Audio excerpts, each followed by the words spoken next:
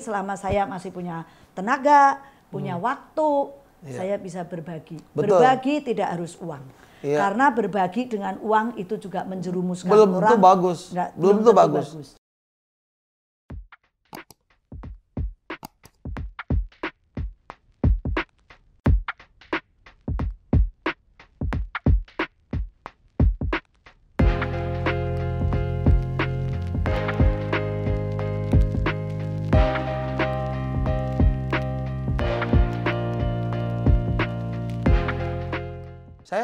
Saya juga agak nggak setuju ya kalau membantu orang yang itu. Pansos dengan bagi-bagi itu nggak? Saya ya, Oma, saya tuh punya cita-cita suatu saat itu undang-undang, tadi saya ngomong dia sebelumnya, Undang-Undang Dasar 45, pasal 34 itu mengatakan bahwa fakir miskin dan anak-anak terlantar itu dipelihara oleh negara. Fakta di lapangan sekarang kan masih banyak orang susah yang tidak bisa dilihat. Simpel aja, misalnya kayak kita dari sini, saya mau pulang ke tempat tinggal saya, ngelewatin di jalan, banyak sekali orang susah di pinggir jalan, nggak punya rumah, nggak punya apa-apa gitu kan. Sebetulnya mereka tuh punya hak loh dipelihara oleh negara. Makanya saya tuh berharap suatu saat kepala negara tuh juga melihat hal-hal seperti itu. Saya nggak mau lagi melihat ada orang, oke mereka boleh susah tapi ditampung dan diberikan kehidupan. Itu yang sebetulnya saya kasihan sekali itu. Nah, kadang-kadang kita memberikan bantuan, tapi saya nggak pernah kasih duit. Kalaupun kita memberikan bantuan, menyemangatin mereka, mengencourage mereka supaya mereka pikirannya terbuka dan bekerja. Itu yang betul. Penting. Kadang malam jam 11 saya pulang, Oma, saya lihat ada dengan anaknya apa kan, saya belikan makanan kasih. Dan saya tuh anti untuk di kamerain, saya nggak suka. Itu saya kan saya nggak suka. Kenapa kalau kita bantu orang itu, oke lah. Saya seorang politisi juga, ada butuh untuk kadang-kadang branding, tapi untuk itu saya anggap urusan saya secara horizontal. Sementara urusan saya secara vertikal, itu saya nggak mau banyak yang tahu.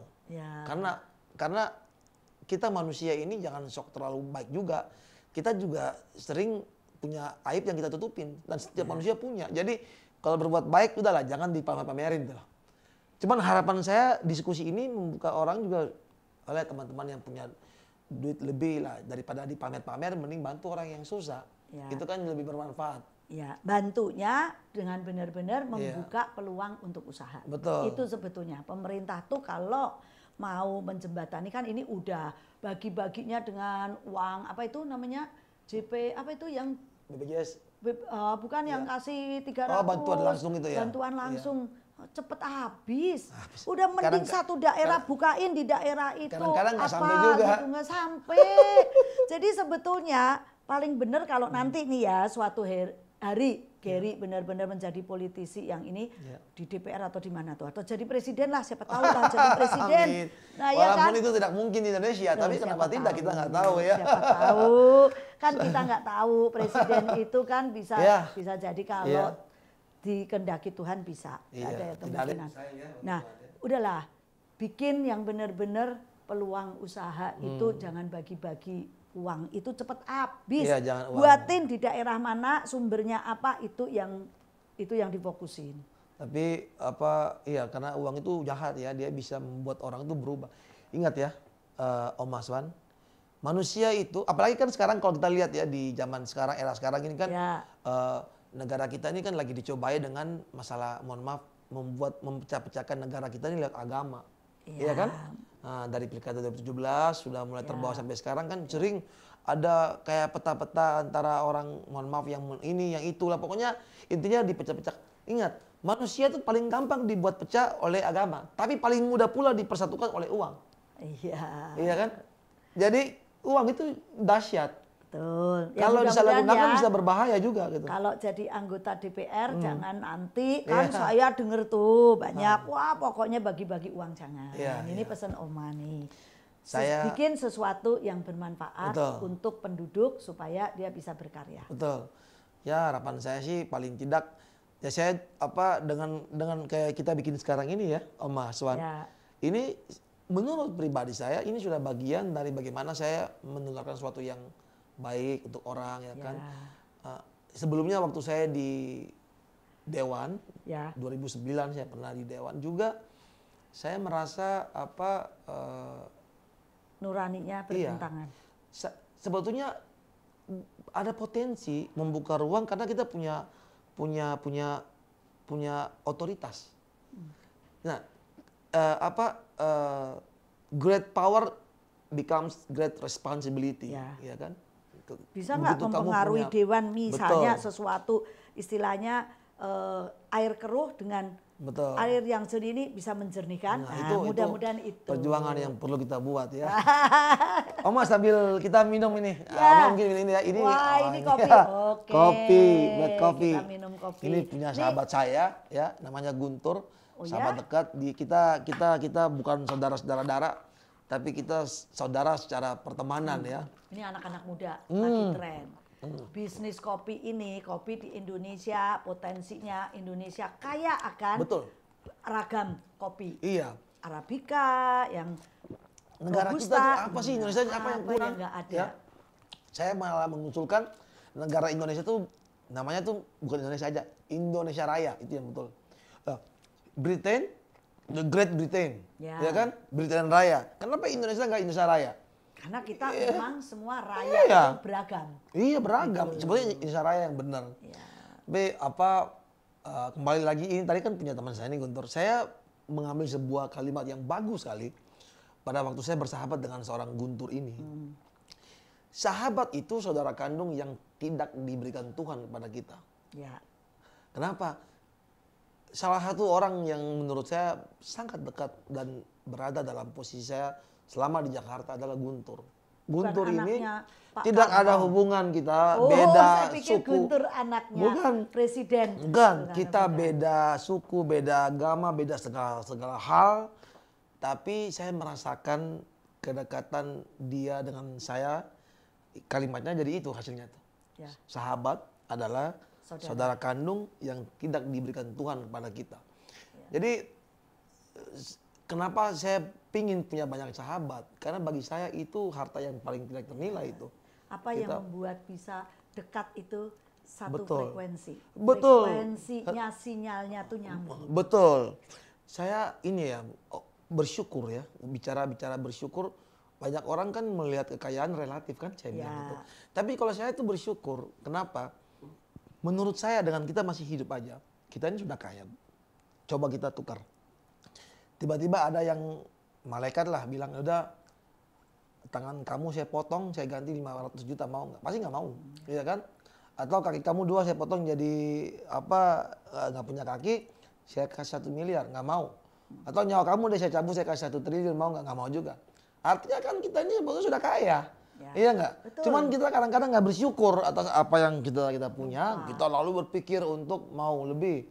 Mau lebih dan akhirnya itu membuat kita kadang-kadang kalau salah jalan terjerumus. Nah, seperti teman-teman kita yang sekarang lagi kena banyak masalah, itu kan mau instan kan? Apa. Iya betul. Kalau harus 20 tahun nanti atau 30 tahun dihukum, ya semoga lah biar dia insaf di situ nanti.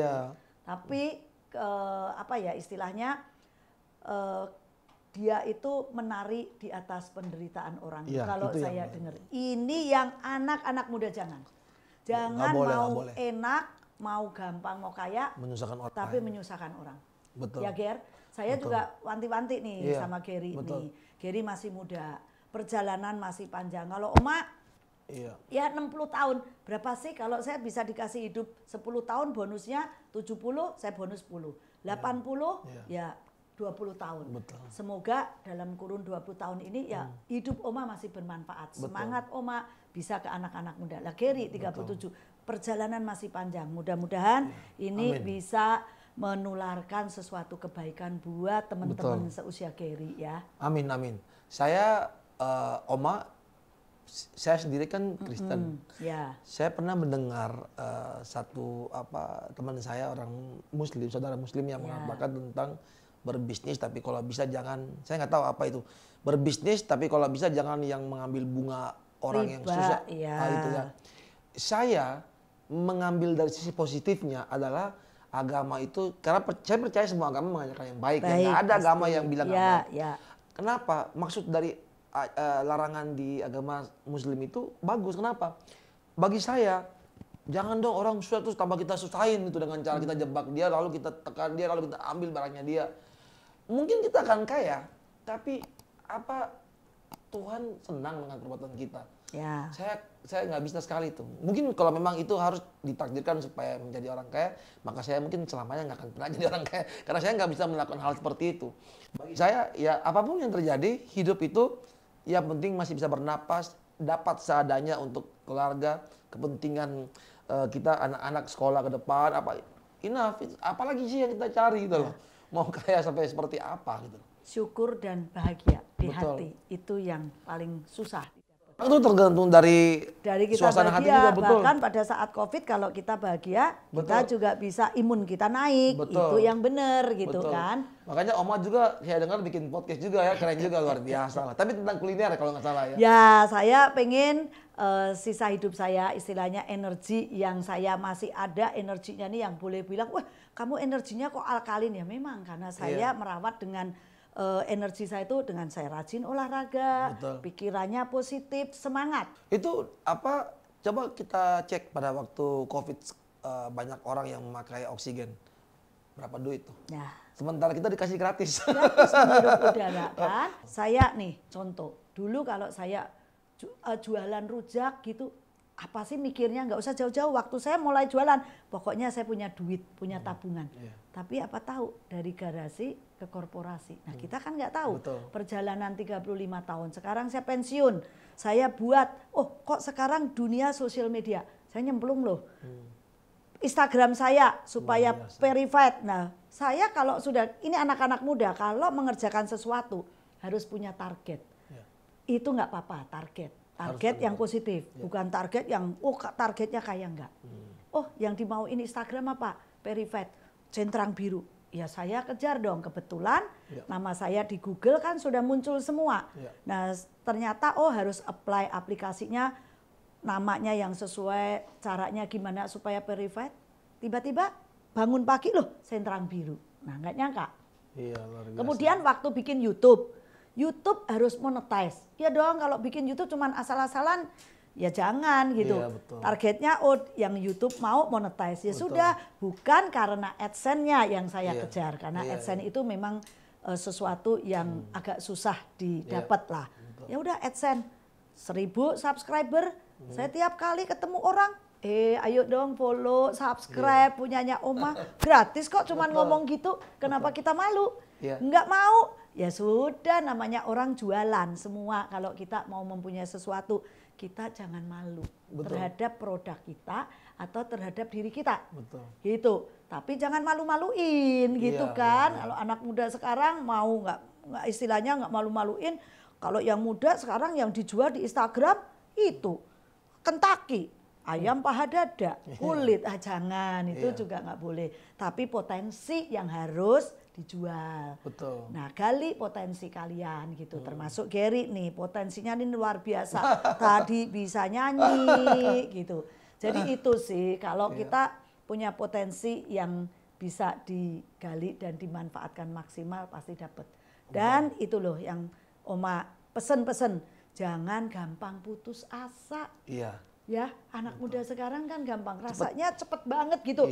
Apa itu generasi strawberry, kelihatannya menarik tapi rapuh. Ya, harus ulet. Oma ini lebih gaul dari gua nih. Kayaknya saya nggak tahu generasi strawberry. Luar biasa Oma nih ya. Setelah tahu flexing, flexing, healing, wah itu kan bahasa-bahasa anak muda. Ya belajar lah supaya nggak ketinggalan. Saya malah merasa lebih kelihatan tua dari Oma nih, dari istilah-istilah kelihatan. Jujur saya ini sudah lama, kadang-kadang bingung kan, ada yang banyak istilah-istilah baru gitu. Saya kurang ngikutin karena mungkin terlalu banyak serius dalam pekerjaan. Akhirnya kadang-kadang kurang ngikutin. Saya masuk di sosial media yang susah adalah jari. Jarinya beda sama anak-anak milenial. Betul. Anak-anak muda tuh cepet banget ya. Kita harus mikir. Nah, tapi orang tua juga jangan males belajar. Saya bisa mendalami sosial media, bahkan saya punya studio loh. Luar biasa. Untuk bikin konten. Waduh, kapan-kapan bisa nih ya saya main di studionya nih ya. Luar biasa nih. Digital marketing. Nah, kita ikut-ikutan di situ. Keren. Walaupun setelah pensiun ini tetap saya menjadi duta kuliner Indonesia kan ke senior, tapi saya juga bisa nyambung dengan anak-anak muda ngomongnya. Nanti siapa tahu cucu saya kan itu istilahnya saya mempersiapkan untuk supaya cucu ini kalau nanti ngomong sama omanya nyambung. Iya, betul. Anak saya juga gitu. Makanya saya belajar. Belajar itu tidak kenal waktu. Betul. Kecuali nanti kita sudah dipanggil Tuhan, yaitu waktunya stop belajar. Iya, betul. Betul ya, Gary ya? Iya, luar biasa loh ini. Mudah-mudahan Gary, ini saya juga belajar dari Gary kok. Anak muda kok sudah jadi politikus, ketua DPR, ketua bukan? Wakil ketua dulu. Wakil ketua di DPRD atau? Di DPRD. DPRD di mana? Di Maluku Tenggara. Tuh, udah. Kok prestasinya cepet banget ya? Ya mungkin terlalu cepat juga, makanya sekarang belum menjadi lagi. Tapi bagi saya itu sebetulnya mungkin ada privilege dari Tuhan terhadap hidup saya mungkin ya. Saya nggak tahu. Itu bukan karena orang tua, fasilitas dari orang tua, atau karena memang sendiri nih saya mau tanya. Kalau ayah saya almarhum itu sebetulnya orang yang sangat berjasa sih. Dia bukan politisi, tapi dia seorang pengusaha di level kecamatan, ya. Yang terpencil banget, mobilnya cuma berapa, 5-10 kalau nggak salah di daerah saya. Sampai sekarang tuh mobilnya segitu kan, mungkin belum dari 20 lah. Dia banyak berbuat hal yang baik. Dia ngajarin saya itu, waktu itu bantu orang tuh diam-diam aja. Jangan ada yang tahu. Dia itu setelah meninggal, baru saya tahu. Si A bilang dulu bantu A, si B bilang dulu dibantu si C. Baru ketahuan semua setelah dia meninggal. Nah, kebaikan yang dia tanamkan itu saya dapat untungnya pada waktu saya lulus kuliah. Saya lulus kuliah, setelah lama di Surabaya, saya pulang liburan ke Maluku. Di kampung saya lihat ada potensi untuk mencalonkan diri karena waktu itu saya menyadari, ya itu saya nggak mau terjebak dalam situasi di mana saya akan tinggal di daerah tidak bisa mengembangkan diri saya, aktualisasi diri saya harus berkembang nih. Terus ada pencalonan DPRD dan saya akhirnya ikut. Bapak itu awalnya nggak terlalu mau karena menurut dia orang, saya kan keturunan juga, dia orang keturunan tuh nggak punya tempat lah untuk di Indonesia. Dan mindsetnya orang dulu politik itu kotor. Iya gitu. Tapi sebetulnya enggak kan, tergantung kan. Betul. Ya, saya dianggap anak kecil usia 22 waktu itu. Terus kok tiba-tiba masuk, emang kau pikir gampang ya kata gitu. Saya percaya dengan diri saya gitu loh. Akhirnya dia putusin, dia bantu. Jadi saya sama dia aja berdua jalan keliling-keliling sama 1-2 bulan lah itu. Puji Tuhan terpilih, bahkan sampai jadi pimpinan DPRD waktu itu 2009. Jadi pengaruh ayah yang sangat karena pengaruh sering membantu orang. Jadi ini loh anak saya pasti kepilih. Iya, makanya karena dia sudah menanamkan itu. Bahkan saya mencalonkan menjadi kepala daerah juga 2013. Itu juga usia baru, kalau nggak salah usia sekitar 27-28. Wah, berarti kamu ini generasi muda yang benar-benar masuk terjun di dunia pemerintahan atau sudah politik 12 tahun yang lalu. Jadi bayangkan, saya masuk bukan baru-baru ini. Saya 2009 itu hampir belum ada anak-anak usia saya yang sama seperti saya. Pemikirannya kan apalagi orangnya apalagi ada keturunan, lebih parah lagi kan waktu zaman itu kan. Tapi saya seangkatan sama Pak Ahok di DPRD-nya, terus sama beberapa teman itu sama gitu. Saya membayangkan bagaimana kita, jadi waktu itu kan di daerah saya itu lampu cuma 12 jam ya udah. Terus sinyal nggak ada. Saya pulang itu menderita tuh kalau mau gimana mau nonton TV nggak bisa kan, jam 6 sore baru nyala, jam 6 pagi udah mati kan. Sekarang di kampungnya Gary gimana? Jadi waktu kejadian itu pertama masalah lampu ya. Signal handphone, saya mesti nelpon ke gunung baru nelpon. Terus pada waktu itu sempat bapak saya itu kecelakaan sepeda motor, tangannya kan harus dijahit tuh. Tapi nggak ada anestesi nggak ada. Jadi dijahit tanpa anestesi itu.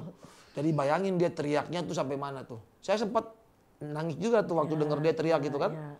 Tapi dari situ saya langsung tergerak hati untuk saya harus rubah daerah saya itu waktu itu. Caranya gimana? Daerah. Iya. Caranya gimana? Ya. Waktu kita tidak mau mengubah sesuatu, kita masih di bawah.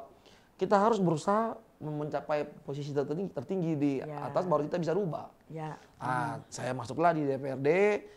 Pertama dari listrik yang dulunya 12, sekarang sudah 18. Dan mungkin dalam waktu dekat bisa mungkin 24 jam ya harapannya gitu. Ya. Sinyal handphone juga sudah masuk ya kan. Nah itu hal-hal yang saya lihat ya, kemajuan untuk betul. daerah. Iya, jadi saya nggak pernah berpikir bahwa pada waktu menjadi anggota DPRD itu lalu memperkaya berkuasa, diri. Iya. Dan nyatanya saya nggak kaya-kaya juga. Selesai DPRD juga tetap miskin ya gitu-gini aja kan. Tapi saya kaya dalam yang lain, kaya dalam pertemanan, kaya dalam berhubungan dengan orang, bisa membantu banyak orang, dan beberapa staf saya, anak-anak muda yang ikut saya sekarang malah sudah jadi DPRD juga, menggantikan posisi saya. Karena mereka melihat saya sebagai inspirasi. Nah ini yang membuat saya itu orang yang tipe push limit. Sekarang saya berpikir saya harus menaklukkan Jakarta. Saya baru 3 tahun di sini, Mas Wan. Saya bukan tinggal puluhan tahun, saya baru 3 tahun. Baru 3 tahun? Iya, pasca orang tua saya meninggal, saya pindah ke Jakarta tanpa ada apapun, baik pekerjaan, pendapatan, apapun nggak ada. Saya datang sini dengan posisi 0 gitu kan. Ya. Tapi saya percaya bahwa pertama saya percaya kemampuan diri saya. Ya. Yang kedua, saya tipe orang yang tidak pernah berbuat negatif, jujur, bantu orang. Dan saya percaya Tuhan pasti buka jalan. Dan puji Tuhan sampai sekarang saya bisa bertahan, bahkan bisa dikatakan bagi saya sudah cukup lah gitu. Apalagi yang kita mau cari. Kalaupun kita dapat bisnis ya itu bonus. Kalaupun mendapatkan peran di pemerintahan juga itu berarti tanggung jawab. Ya kan? Itu tapi bukan lagi untuk menjadi kaya gitu lah. Karena kalau bilang mau menjadi kaya, saya agak trauma juga dengan pernah mendapatkan penghasilan yang cukup banyak, tapi itu membuat kita menjadi nggak bisa tenang dalam hidup. Stres. Itu yang saya nggak mau. Saya pingin, nah hal-hal seperti sekarang ini adalah hal-hal yang bagus. Yang untuk dibagikan. Mudah-mudahan nih anak-anak muda juga mendengar dan menyadari itu. Oh iya ternyata. Karena Gary sudah ngalamin. Betul. Gitu kan. Kalau Oma kan jalan hidup orang tuh beda-beda.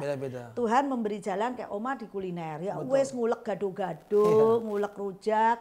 Gary di pemerintahan. Tapi ini kan keberagaman. Betul. Dan pengalamannya Gary, muda umur 37 pernah ngalamin kaya dan nggak bisa tidur.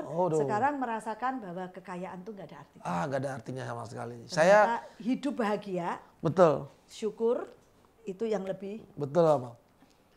Saya punya cita-cita suatu saat adalah ingin punya resto cafe. Kenapa?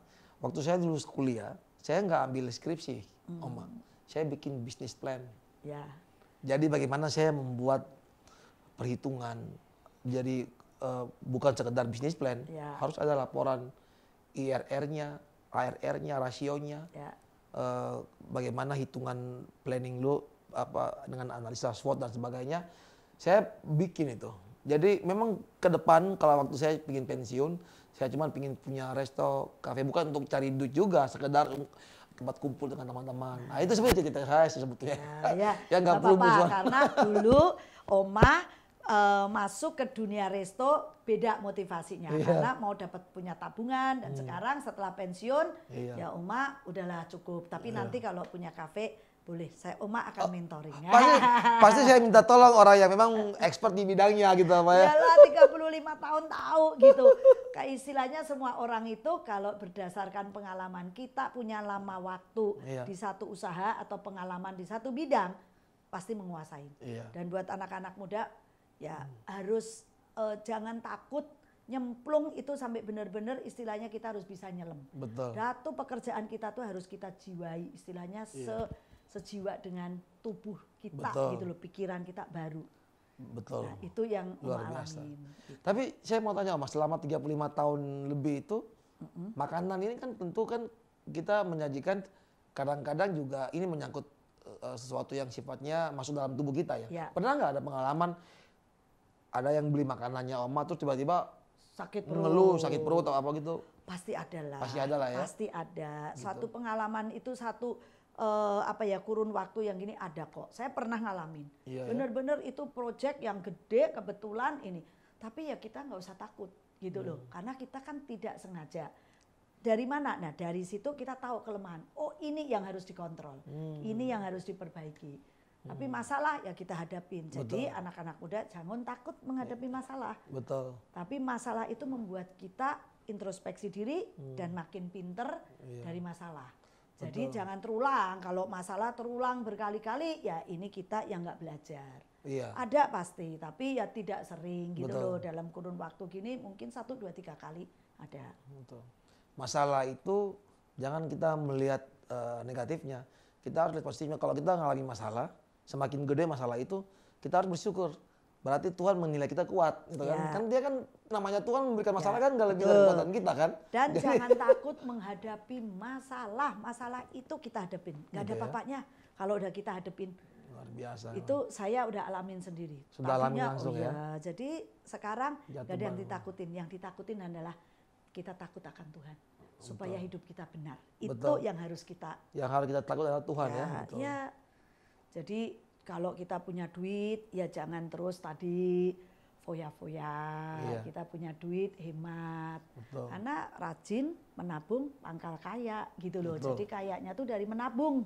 Luar biasa. Bukan kaya dari kita ambil duit orang lain gitu aja. Iya, betul ya. Ya, sebetulnya orang seperti Om Mas Wan ini harus punya peran di pemerintahan juga nih supaya bisa memberikan banyak edukasi untuk anak-anak muda ya. Kayaknya umurnya, apa ada niatan untuk berada dalam level itu atau tidak? Enggak lah, kayaknya jadi anggota DPR sudah nggak terima umur 61. Oh terima. Pensiun.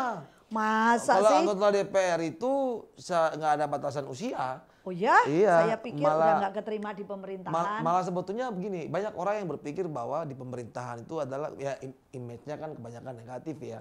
Tapi saya mau nggak mau, suka nggak suka, di dalam satu negara, pemerintah itulah yang mempunyai otoritas untuk membuat sesuatu lebih baik. Bisa lebih buruk, bisa lebih baik. Tergantung siapa yang memerankan itu kan. Nah, kalau kita berkeinginan untuk membuat satu negara itu lebih baik, maka kita harus memegang otoritas itu. Baik. Harus membuat orang-orang baik masuk. Jadi kita kalau kita nggak masukin orang baik, maka orang jahat. Gitu loh. Jadi bagi saya bahwa saya melihat di Indonesia itu belum menghargai jabatan politisi. Kenapa? Contoh, coba bikin SIM atau KTP. Nggak ada jabatan politisi. Politik nggak ada. Jadi padahal politisi itu sebuah jabatan sebuah pekerjaan yang sama seperti lawyer, pengusaha atau apapun itu. Nah, di Indonesia kalau bikin KTP atau bikin SIM tidak ada. Kalau pas ditanya kerja apa? Politisi. Nggak ada pilihannya. Nggak ada ya? Nggak ada. Wirausaha, ibu rumah tangga. Ada. Oh, politisi nggak ada? Nggak ada.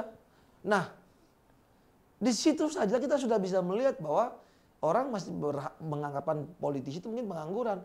Tapi ingat, semua jabatan tertinggi yang menentukan di Indonesia ini adalah jabatan politik. Dan orang-orang yang menjabat itu adalah orang politik. Yang dimana backgroundnya tidak dibatasi. Dari tukang batu ke nelayan ke siapapun boleh. Nah ini, politisi kurang dihargai di Indonesia. Karena tidak ada jabatan itu. Nah, semoga Gary menjadi politisi yang tadinya emang Oma juga gini. Kalau denger-denger ya di TV, di radio. Serem amat ya jadi politisi. Kotor banget dunia politisi. Makanya orang itu takut gitu loh. Tapi ternyata kalau seperti Gary masuk dunia politisi dengan ingin mengubah sesuatu pembaruan yang baik. Betul. Siapa tahu pasti nanti didengar Tuhan. Memang kalau saya lihat Oma itu tentu kita harus berani melangkah kalau kita mau merubah sesuatu ya. Karena kita tidak melangkah pun itu sebetulnya sudah satu keputusan. Kita diam pun itu sudah sebuah keputusan. Jadi kita nggak bisa di dunia ini dalam konteks memilih untuk abstain atau apapun, nggak bisa. Diam itu adalah keputusan. Diam itu adalah keputusan. Diam itu bukan sesuatu yang dibilang kita nggak mau ngambil sikap, nggak, keputusan. Makanya bagi saya melangkah itu lebih baik. Karena melangkah itu kita membuat keputusan yang dimana sesuai dengan keinginan kita. Kalau diam itu sebetulnya kita berada dalam zona yang abu-abu dan itu sebetulnya nggak terlalu bagus dalam mengambil keputusan. Ya memang nggak semua orang terlahir untuk harus menjadi politisi ya. Tapi kalau memang kita dikasih peran talenta sama Tuhan ya minimal kayak saya menganggap Tuhan kasih saya kemampuan ngomong, pintar gitu kan, pintar ngomong, pintar membawa diri. Ya mungkin aja kalau saya berada dalam posisi itu bisa mengubah banyak hal yang mungkin sebelumnya nggak terlalu bagus jadi bagus ya kan. Nah ya saya nggak bermuluk-muluk untuk harus menjadi apapun, tapi intinya dalam hal aktivitas sehari-hari sebisa mungkin lah kita membagi 50-50 lah, 50 untuk diri pribadi, 50%-nya untuk banyak orang lain. Ya, semoga nanti Amin. pokoknya Oma akan dukung Gary. Dan Oma akan ingatkan kalau nanti jadi politisi. Gary pernah podcast sama Oma, tapi Oma kalau nggak pun jadi politisi ya sudah. Oma syukurin apa yang Oma sudah punyai. Oma sekarang punya waktu luang, kita bisa berbagi. Oma lebih seneng nanti berbagi dengan pengalaman Oma ke UMKM atau masyarakat yang memang baru mulai kuliner, bahkan anak-anak muda yang kuliner. Iya, memang luar biasa. Oma Suwan ini dari statement-statementnya tuh saya lihat banyak sekali memberikan inspirasi buat anak muda ya. Dan itulah yang diinginkan oleh Energi Kata ya. Saya berharap bahwa Energi Kata ini walaupun masih baru ya, kita kan baru sebulan lebih ya. Sebulan tapi sudah lumayan. Jadi, kita berharap bahwa di sini bukan tempat untuk mengkritik orang, melainkan untuk memberikan inspirasi, motivasi, memberikan semangat, motivasi. Ya. Karena ya itu yang mau bilang tadi, semangat itu sebetulnya pertama gratis, kedua itu salah satu obat panjang umur juga. Orang kalau semangat, imunnya naik, ya kan? Imun itu naik, tentu banyak sekali hal-hal negatif yang akhirnya bisa terkat gara-gara antibodi kita yang kuat gitu loh. Tapi kalau orang, coba kamu bayangkan, tiba-tiba lagi dalam keadaan sakit di rumah sakit, tiba-tiba aja nih, ditakut-takutin? Bukan, dapat 1 miliar itu uang. Kaget. Bisa sehat itu. Oh iya.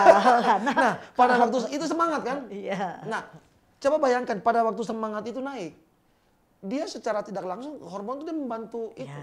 Betul. Begitupun juga kita lagi senang-senang gini, tiba-tiba ada dengan informasi yang membuat kita down. Iya. Jadi orang banyak yang nggak sadar, hati yang bahagia itu adalah obat yang manjur, betul. Dan semangat itu saya Oma alamin waktu pandemi. Bayangin aja waktu pandemi saya sendirian di Indonesia, keluarga saya di luar, terus banyak kasus yang saya hadepin, udah COVID. Terus ada kasus lagi koperasi yang gagal bayar yang saya harus kejar. Dan saya harus berurusan dengan Bareskrim. Mana itu? Aduh, padahal usia udah umur segini. Tapi saya hadepin. Makanya saya tidak takut menghadapi masalah. Luar biasa selama kita benar. Seorang wanita tangguh ya saat ini ya. Dan itu benar-benar imun itu hanya didapat kalau tubuh kita sehat, pikiran yang benar, cara hidup yang benar, terus olahraga benar, jangan takut matahari, itu aja sih. Ya, saya bersyukur puji Tuhan 3 tahun pada saat kasus COVID, Delta, Omikron, puji Tuhan. Karena saya pernah ngalamin sekali tuh, dibilang reaktif itu udah down imunnya. Nah down. Yang benar-benar down, reaktif aja down. Apalagi kalau dibilang positif, kenapa orang banyak meninggal? Udah down, harus sendirian di rumah sakit. Wah, udah cepat lewat. Sebetulnya kalau dia tuh masih semangat, dia enggak gitu loh. Orang tuh banyak yang akhirnya pada waktu mendengarkan ada itu langsung dia down itu imunnya turun. Makanya kita usaha jangan sampai down. Jadi, tapi memang Oma ini luar biasa loh. Jadi kayaknya di dalam cuplikan video Oma ini nanti banyak bakalan quotes-quotes yang luar biasa yang nanti si Bim ini bikin, karena kayaknya potongan-potongan kalimat-kalimat yang ini luar biasa banget nih. Itulah, pokoknya semangat itu luar biasa. Jadi kita jangan kehilangan semangat. Kita boleh kehilangan uang, tapi jangan kehilangan semangat. Tuh Bim, jangan lupa tuh potongan-potongan quotes-nya. Jadi kita boleh kehilangan uang, tapi jangan kehilangan semangat. Luar biasa ya. Ya kan? Betul, setuju nggak, Ger? Sangat setuju. Makasih banyak loh Oma ini, kita nggak nyangka udah sejam lebih. Saya ingin mendengar harapan dan motivasi Oma di endingnya kita ini kepada anak muda, kepada orang tua atau siapapun, intinya apa harapan dan motivasi Oma Suwan ini untuk mereka bisa berkembang dan bisa mungkin mendapatkan semangat lagi. Tadi buat setelah kita berbincang dengan Gary, saya juga lihat potensi pemuda yang semangatnya luar biasa. Jadi kita nyambung nih, walaupun usia beda tapi semangat nyambung. Nah, buat anak-anak muda itu tadi yang Oma bilang, semangat itu mengalahkan segalanya. Punya semangat, energi yang dari Tuhan, tenaga dari Tuhan, semua itu dikasih gratis. Ayo kita manfaatkan untuk sesuatu yang positif. Kedua, yang tadi Oma bilang, kita boleh kehilangan uang tapi jangan kehilangan semangat. Luar biasa. Itu aja. Boleh kehilangan uang tapi jangan kehilangan semangat ya. Luar biasa. Karena kalau semangat itu hilang maka selesai semua ya. Selesai semua. Luar biasa. Kalau uang kita bisa cari. Dengan semangat kita bisa dapat uang. Dan carilah uang yang benar, jangan menyusahkan orang lain. Wow. Ya. Luar biasa. Itu aja pesan Oma buat anak-anak muda dan buat semua teman-teman Oma. Mantap, luar biasa. Jadi teman-teman sekalian, kita tidak rugi kedatangan narasumber Oma Suwani ini karena beliau ini benar-benar mengedukasi orang dalam berbagai hal, semangat, motivasi, dan ya harapan saya semoga apa yang telah beliau sampaikan ini bisa menjadi inspirasi buat teman-teman semua. Oma terima kasih banyak. Sama-sama Ger, terima kasih ya. Ya. Pesan Oma juga, kalau nanti duduk di anggota DPR atau jadi punya jabatan, jangan lupa tadi. Ya. Tetap pelihara semua yang positif, yang baik, jangan menghalalkan segala cara untuk mendapatkan sesuatu. Luar biasa. Terima kasih Oma untuk pesannya. Sampai ketemu lagi di tempat yang lain, mungkin di podcastnya Oma atau dimanapun juga. Yang penting jaga kesehatan dan sehat selalu ya Oma. Sama-sama. Sehat selalu. Sehat selalu teman-teman. Terima kasih buat semuanya yang menonton. Semoga bermanfaat bagi semua yang menonton. God bless.